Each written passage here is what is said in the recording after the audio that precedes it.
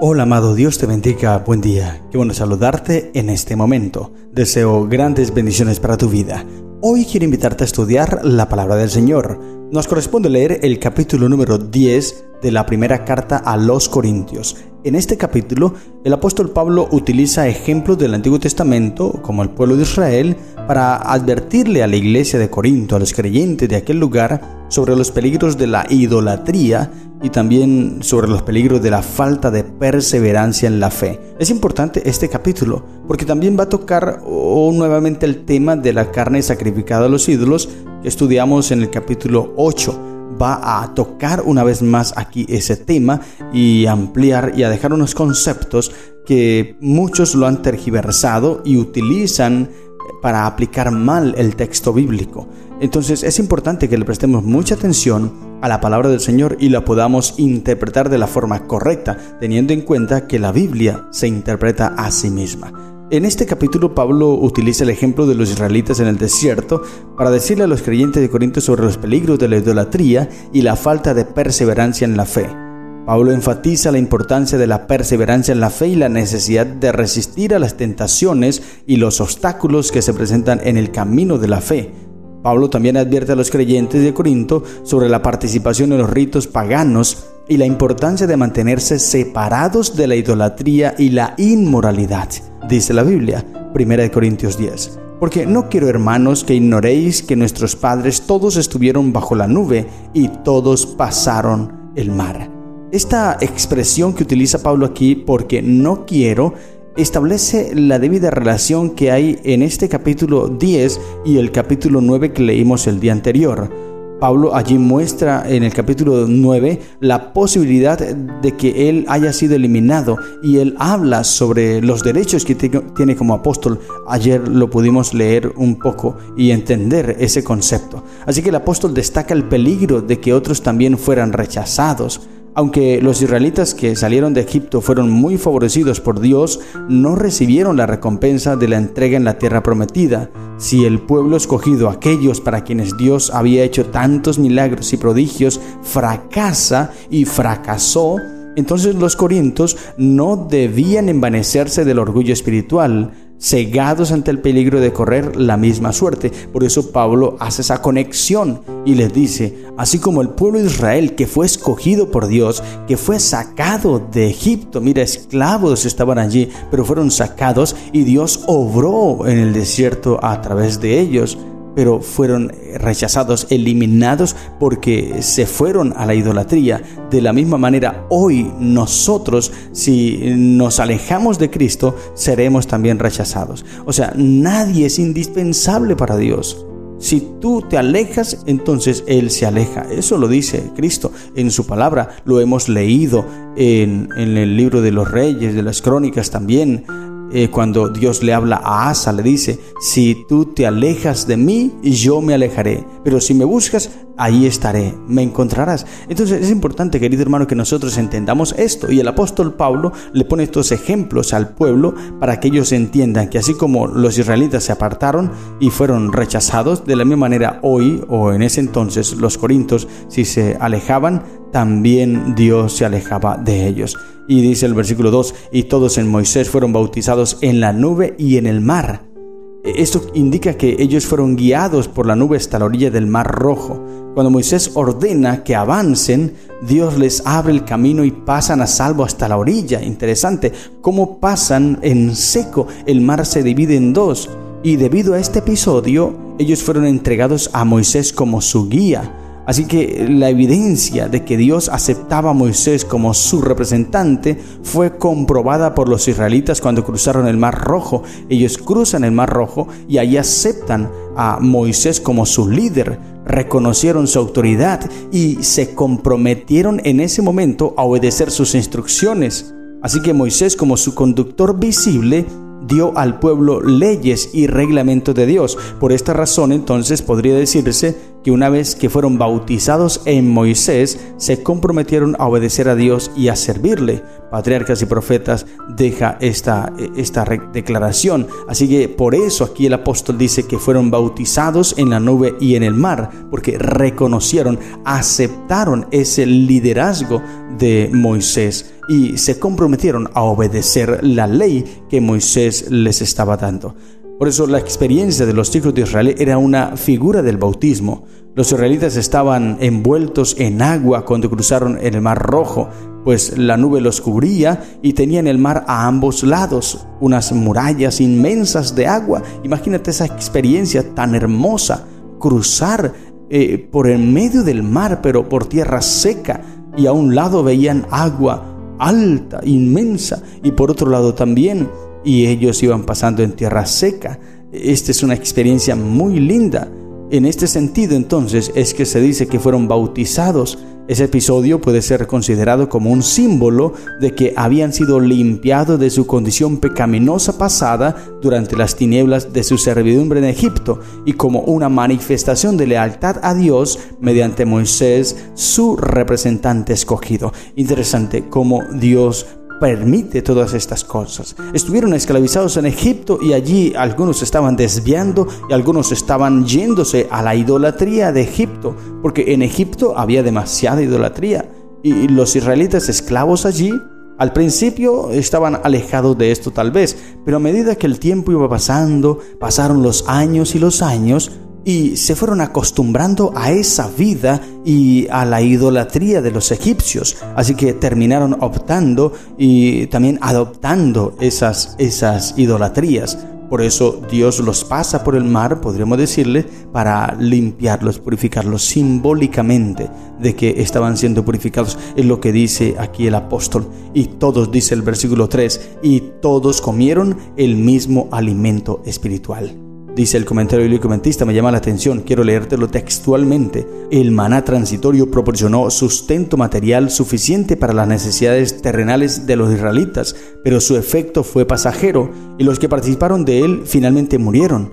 Los que participan de la palabra de Dios de Jesucristo no perecerán, sino que vivirán para siempre. Los hombres se esfuerzan en el desierto de esta tierra por alimentar su mente con filosofías e invenciones humanas, pero no hay esperanza de paz ni de felicidad fuera de Cristo. Así como el maná tenía que ser recogido cada día en cantidad suficiente para las necesidades diarias, así también los hombres deben tomar la adecuada ración diaria de alimento de la palabra de Dios para mantener una experiencia cristiana viva y pujante. Interesante.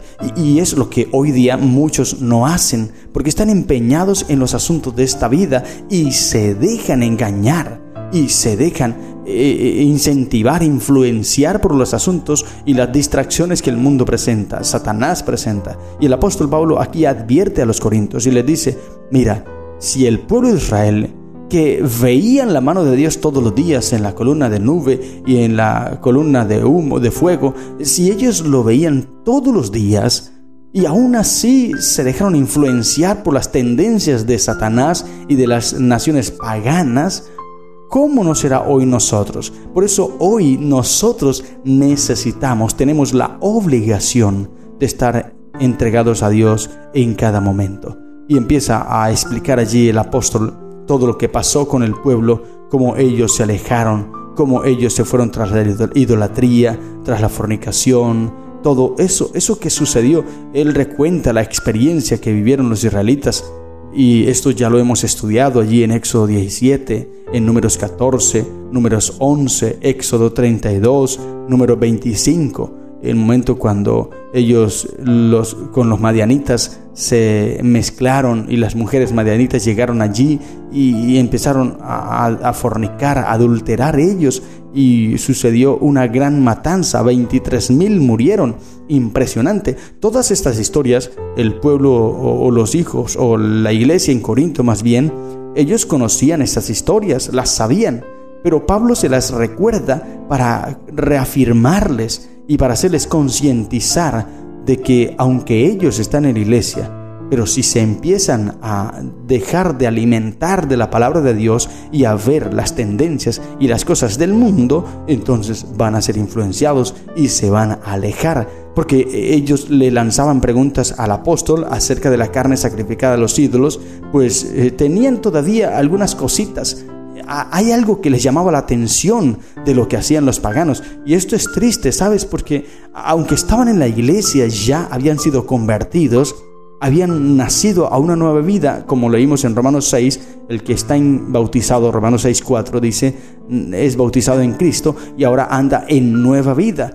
Pero estos corintios habían estado en nueva vida, pero seguían pensando en las cosas paganas, viendo las fiestas de los paganos y les llamaba la atención. Esto es triste. Sucede hoy día también en la iglesia. Hay muchos que han sido ya bautizados y llevan años en la iglesia tal vez, pero aún siguen mirando hacia afuera, aún siguen codiciando las festividades paganas, por lo menos en las épocas de Navidad, en las épocas de diciembre, donde suceden muchas fiestas, muchas celebraciones paganas. Hay algunos adventistas tristemente que les gusta estar mirando hacia allá por curiosidad, porque aún les llama la atención esas celebraciones. Nosotros, querido hermano, tenemos que morir definitivamente a eso. Nada de lo que el mundo nos ofrece debería llamarnos la atención, al contrario, debe fastidiarnos, incomodarnos, porque ese fue el problema del pueblo de Israel. A ellos les llamó la atención todo lo que los paganos hacían y por eso se apartaron. Y ahora Pablo les habla aquí y le dice, cuidado, tengan cuidado, porque como dice el versículo 12, el que piense estar firme, mire que no caiga. Hay algunos que dicen, no, yo voy a ir allí a aquella celebración, yo tengo claro el concepto, yo sé en lo que he creído y no me voy a dejar engañar. Pero el apóstol dice, tenga cuidado, el que cree estar firme, tenga cuidado, puede caer. Eso le pasó al pueblo de Israel. Ellos se creían firmes, ellos se creían seguros y empezaron a involucrarse con los paganos y entonces terminaron cayendo. Y el texto, versículo 13 dice, no os ha sobrevenido ninguna tentación que no sea humana, pero fiel es Dios, que no os dejará ser tentado más de lo que podáis resistir, sino que dará también juntamente con la tentación la salida para que podáis soportar. Por tanto, amados míos, huid de la idolatría, como a sensatos os hablo, juzgad vosotros lo que digo. Entonces Pablo les amonesta y les dice, toda tentación tú eres capaz de resistirla. Nadie es tentado más de lo que pueda resistir. Así que no podemos excusarnos, porque así como llega la prueba, así como llega la tentación, también llega la salida en Cristo Jesús. Y en Él podemos recibir esta bendición. Y ahora Pablo empieza a hablarles acerca de algo que instituye Cristo. Y les dice, la copa de bendición que bendecimos no es la comunión de la sangre de Cristo. El pan que participamos no es la comunión del cuerpo de Cristo. El vino de la cena del Señor, del servicio de comunión, representa la sangre de Cristo. Así que cuando nosotros participamos del vino en la cena del Señor, estamos comiendo o estamos bebiendo más bien la sangre de Cristo, participando de la sangre de Cristo. Y el pan representa el cuerpo de Cristo. Antes de ser entregado, es partido en símbolo de que el cuerpo de Cristo fue quebrantado, entregado por ti y por mí. Y cuando comemos el pan y bebemos el vino, estamos bebiendo la sangre y comiendo el cuerpo de Cristo, participando de los sufrimientos de Cristo. Y el apóstol dice, si ya tú participas del pan y el vino, ¿cómo puedes estar mirando la copa de los demonios? El versículo 21 dice, no podéis beber la copa del Señor y la copa de los demonios, no podéis participar de la mesa del Señor y de la mesa de los demonios, o provocaremos a celos al Señor, somos más fuertes que Él. Y el apóstol está hablando porque luego empieza a entrar en el tema una vez más de la carne sacrificada de los ídolos. Sí, la carne sacrificada de los ídolos no tenía nada, no tenía ningún inconveniente, porque como lo explicamos en el capítulo 8, un ídolo no es nada, así que esa carne no simbolizaba nada. Pero recuerda una vez más que esa carne eran carnes de animales limpios que se podían comer, no animales inmundos, eran animales limpios, así que no había ningún problema en comer de ellos. Pero habían ocasiones en las que sí, ya no se debía participar porque iba a tener otras connotaciones bastante fuertes. Por eso era mejor no participar, aunque se podía comer, pero era mejor evitar, porque Pablo dice, no puedes estar participando en esas fiestas, es mejor que te alejes de ese mundo, te alejes de esas tendencias para que puedas estar firme. Todo me es lícito, dice el versículo 23, pero no todo conviene. Todo me es lícito, pero no todo edifica. Hablando una vez más acerca de la carne sacrificada de los ídolos, él dice, como lo mencioné, puedes comer, pero es mejor evitar. ¿Por qué? Porque esto puede llevarte a que tu mente te traicione, recordando lo que dijo allí en el versículo 12, el que piense estar firme, mire que no caiga. Ninguno busque su propio bien, sino el del otro. una vez más hago énfasis en lo que dije cuando hablamos o cuando estudiamos el capítulo 8. Una de las razones allí que el apóstol presenta es que el amor está por encima de la libertad, que los creyentes deben priorizar esto, el amor y la consideración por los demás. Sí, tenemos libertad para comer de esa carne, dice el apóstol Pablo, pero si esa libertad tuya es ocasión de caer para un hermano débil, es mejor el amor. Optes por el amor y la consideración a los demás. De todo lo que se vende en la carnicería, comed sin preguntar nada por motivos de conciencia. Interesante. Y ahora, este versículo es el que toman muchos para decir, mira, ustedes los adventistas no comen cerdo, ustedes los adventistas no comen esto, no comen aquello, pero el apóstol dice que de todo lo que vendan en la carnicería debemos comprar. Sí, está bien, eso lo dice el apóstol, pero debes entender el contexto. No seas ingenuo quedándote solamente con el versículo. Porque ya el contexto, desde el capítulo 8, el apóstol está hablando de carne sacrificada a los ídolos. Y es lo que está diciendo el apóstol. De toda la carne sacrificada a los ídolos que venden en las carnicerías, comprad sin preguntar por vuestra conciencia, dice. Porque del Señor es la tierra y su plenitud. Entonces lo que quiere decir es que tú vas a ir a la carnicería, no preguntes, ¿esta carne es sacrificada a los ídolos? No, simplemente cómprala para que la conciencia tuya no te vaya a traicionar. Pero recuerda, esa carne era carne limpia, así que allí no se puede involucrar el cerdo. No puede decir que el apóstol está diciendo podemos comer cerdo, porque el cerdo es un animal inmundo y no era ofrecido a los demonios, a los ídolos no era. Así que esas carnes no se vendían en las carnicerías porque eran animales limpios, solamente animales limpios. Por eso no podemos tergiversar este texto bíblico. Por eso dice el versículo 31, si pues coméis o bebéis o hacéis otra cosa, hacedlo todo para la gloria de Dios.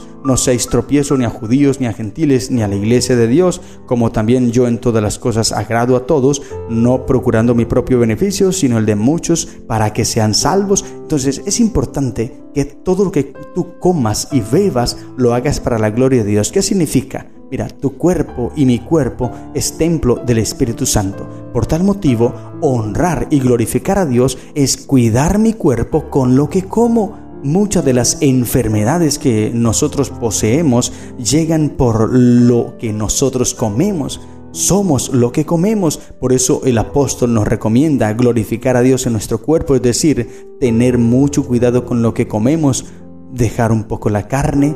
Debemos procurar llegar a una alimentación de régimen vegetariano para que nuestra vida, para que nuestro cuerpo esté bien, esté vivo, esté sano. Eso es lo que Dios desea.